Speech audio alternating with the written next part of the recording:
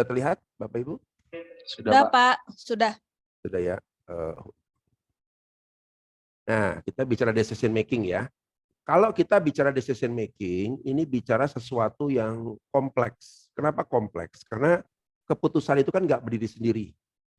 Jadi keputusan itu punya kaitan dengan berbagai macam hal. Baik hal yang fundamental, bicara tentang misalnya aturan kebijakan. Yang kedua bicara etika bisnis. Yang ketiga bicara tentang resiko. Jadi jangan sampai ketika kita mengambil satu keputusan kita lupa resikonya lebih besar. Ya, ini banyak kejadian ya. Jadi ketika perusahaan mengambil satu keputusan, mereka nggak ngukur dulu resikonya seberapa besar.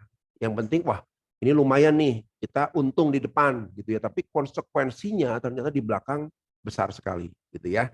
Nah, hal-hal ini yang kita coba akan sharingkan, kita diskusi gitu ya, supaya teman-teman juga pada saat nanti ngambil keputusan di lapangan itu nggak sekedar hitung kancing ya, kan orang hitung kancing ya, A, B, C, C aja deh, ya, hitung kancing A, B, oh hari ini B deh, nah nggak seperti itu, karena biasanya problem terbesar dari suatu organisasi adalah kapan atau keputusan seperti apa yang kita ambil, gitu ya. Nah, kalau kita bicara tentang peranan keputusan ya, jadi keputusan harus diambil apapun resikonya. Nah, jangan salah ya, seringkali seorang pimpinan, seorang leader, itu diujinya itu bukan karena dia hebat bicara, wah komunikasi mah nomor basic ya, cuman basic ya, atau dia pinter analytical thinking, menganalisa gampang karena dia hanya berpikir bagusnya gini dan lain sebagainya. Lalu yang ketiga, misalnya bicara tentang kemampuan tentang negosiasi dan lain sebagainya, itu nomor kesekian. Tapi kunci utama sebagai seorang leader adalah decision, ambil decision. Ya, kita selalu bilang banyak pimpinan yang kadang-kadang susah ngambil decision karena ragu-ragu, takut nanti salah, takut apa dan lain sebagainya. Padahal kalau organisasi mau jalan, apapun yang terjadi, keputusan harus diambil. Seberapa besar pun resikonya. Nah, makanya kita nanti akan belajar dulu apa yang kita ukur dulu sebelum bisa mengambil keputusan. Ya, saya sendiri dari pengalaman proses saya dulu bekerja, banyak hal, apakah saya selalu benar? Tidak, banyak salah. Tapi saya belajar mengambil hikmahnya. Oh iya ya, saya kurang detil, saya kurang rinci, saya kurang klarifikasi, saya kurang data, saya ambil karena emosi, saya ambil karena euforia, bisa juga ya, lagi happy, lagi senang, oh udah gini aja deh, ternyata salah. Gitu ya. Nah, minimal dengan kita mempelajari keputusan, bagaimana mengambil keputusan, kita bisa tahu keputusan dalam seperti apa yang kita bisa ambil ya. 50.000 dulu buat Bu Lucia aja. Ini menarik ya kalau kita bicara tentang organisasi ya. Karena ada macam-macam organisasi ya, ada organisasi pemerintah. Kalau pemerintah mengambil resikonya jauh lebih strict karena mereka regulator. A, B, B ya, masa bodoh lah orang mau terima atau enggak. Tapi kalau dalam bisnis seringkali walaupun masing-masing departemen punya kepentingan, tapi kita harus selalu memprioritaskan kepentingan tertinggi. Kalau saya ambil keputusan ini, apa yang terjadi dengan bisnis saya? Apa yang terjadi dengan perusahaan? Apa yang terjadi dengan konsumen? Jadi selalu berpikirnya sampai ke ujung paling atas, gitu ya. Kalau pemerintahan beda lagi, pemerintahan kan ngabisin dana gitu ya, jadi mereka udah keputusan A, B, B, gitu kan ya. Tapi kalau dalam bisnis seperti ini, semua orang di level apapun harus berpikirnya ke ujung paling atas. Kalau saya putuskan seperti ini, apa ya konsekuensinya di masa depan? Khususnya kalau kita berhadapan dengan pihak eksternal, dengan konsumen dan lain sebagainya, gitu kan ya.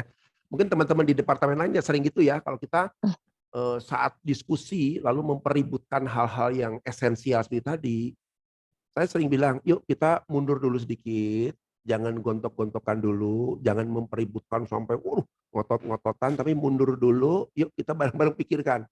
Apakah keputusan ini menguntungkan perusahaan enggak? Apakah keputusan akan merugikan di masa depan enggak? Nah, gitu biasanya sih seperti itu ya.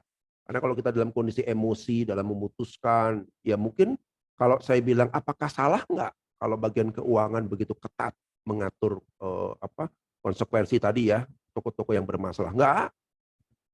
Itu malah keberhasilan seorang akunting bagian keuangan memang tugasnya menjaga uang. Salah nggak? Marketing juga ngotot supaya Bu lepas dong Bu. Kita susah nih mau jualan, tokonya ngambek, ngadat dan lain sebagainya. Salah nggak? Enggak juga. Itu adalah kepentingan dan itu kesuksesan dari seorang sales.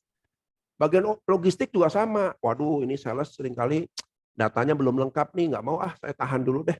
Nah, tapi salah nggak? Nggak salah, gitu ya. Jadi saya selalu bilang ya kalau dalam dunia kerja itu ada yang namanya tadi ya kepentingan ya, kepentingan ya. Kepentingan ini bisa bersifat yang departemental, ya, bisa sifat yang perorangan, ya, karena masing-masing orang juga dengan jabatan masing-masing punya tanggung jawab. Anda tugasnya ini loh ya, wewenangnya ini loh ya, tolong jaga, siap Pak, gitu ya. Nanti di departemen juga sama, departemen logistik, tolong ya distribusinya, datanya lengkap, jangan sampai ada kelolosan, barang-barangnya jaga, keamanannya dan lain sebagainya. Siap Pak, gitu ya. Tapi ada kepentingan juga yang sifatnya organisasi. Nah, ini susah-susah gampang loh ya. Ada orang yang kadang-kadang punya ego yang ngototnya di personal. Nggak bisa, pokoknya saya nggak mau. Wah, ini ego personal nih kadang-kadang. Kan kita sering lihat ya, ada orang-orang yang ngotot banget mempertahankan pendapat, tapi dia nggak berpikir jangka yang panjang. Ada yang begitu. Atau ada nggak departemen? Mungkin kalau saya lihat di beberapa perusahaan, biasanya personal mah jarang lah ya, tapi biasanya yang paling kental itu adalah ego sektoral, ego departemen. Berpikirnya silo, gitu ya. Nggak salah, mereka juga punya tanggung jawab seperti itu karena memang itulah tugas mereka yang sebenarnya. Ya, jadi ada kalau dalam dunia bisnis ada gas, ada rem. Yang ngegas tuh bagian bagian apa ngegas tuh ya biasanya sales ya jualan sebanyak-banyaknya. Tapi harus ada remnya. Remnya bagian apa? Akunting, audit, gitu kan ya. Itu tugasnya ngerem. Jadi gas rem ini harus seimbang, gitu kan ya. Nah, ini yang menarik ya tadi kalau dari pemaparan kita secara umum, ya inilah yang kita harus hadapi nantinya. Tapi biasanya kalau untuk yang di sini ya, yang rumit adalah kita akan berhadapan yang dengan namanya ego sektoral. Nah, inilah yang perlu kebijakan seorang pimpinan di lapangan, ya. Kenapa? Pak, tapi kalau saya putuskan begini kan melanggar aturan. Nah, ini repot lagi karena di masing-masing departemen punya aturan-aturannya. Ya, SOP-nya sendiri, keuangan punya SOP sendiri, logistik punya SOP sendiri, sales juga punya SOP sendiri. Nah, seringkali SOP itu saling tabrak-tabrakan. Yang satu katanya suruh cepet, tapi kok ditahan. Yang satu katanya suruh begini, tapi begini. Nah, ini juga jadi masalah ya. Makanya setiap pimpinan dari mulai level supervisor, manager, sampai level atas sekalipun juga punya dua alat, dua tools. Ya. Pertama itu adalah aturan. Ya kan? Aturan. Aturan itu sifatnya kaku. Aturan itu sifatnya rigid. Aturan itu jangan banyak berubah-ubah nanti membingungkan semua orang. Jadi aturan ya aturan titik. Ya. Dan yang kedua, alat yang kedua adalah yang namanya kebijakan. Aturan dan kebijakannya harus beriringan. Ya, kapan saya harus ketat dengan aturan, tidak ada ampun, ya. Kapan saya harus, oh ini kondisinya nggak bisa seperti ini. Oh ini situasinya beda. Ini kalau begini resikonya tinggi. Oke, kita buatlah yang namanya kebijakan. Nah, masalahnya yang sering kali kita lupakan, namanya kebijakan itu tidak berlaku selamanya. Kebijakan itu pertama harus punya durasi. Berapa lama ini diperbolehkan? Kayak contoh tadi kasus Bulusi ya.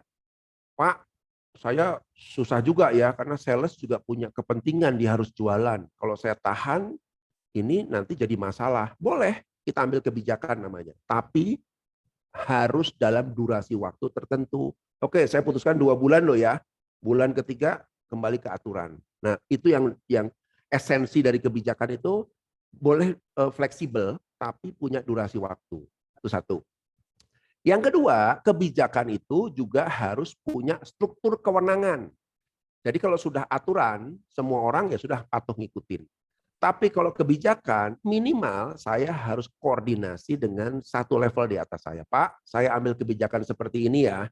dengan tujuan seperti ini. Minimal ada yang tahu, ya biasanya. Jadi yang kedua itu adalah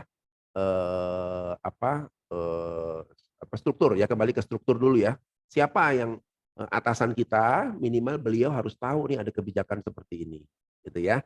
Lalu yang ketiga, kebijakan itu juga harus, nah ini penting nih ya, kebijakan itu juga harus bersifat semacam tertulis ya, mungkin barangkali ya, bukan kebijakan yang sifatnya lisan. Karena kebijakan lisan ini akan berisiko juga. Misalnya contoh, banyak orang nggak paham, mereka bisa beralasan, Bu saya nggak ngerti, saya pikir, nah kadang-kadang orang kan cuma cari alasan gitu ya, Bu saya belum paham, kata orang, nah ini jadi masalah.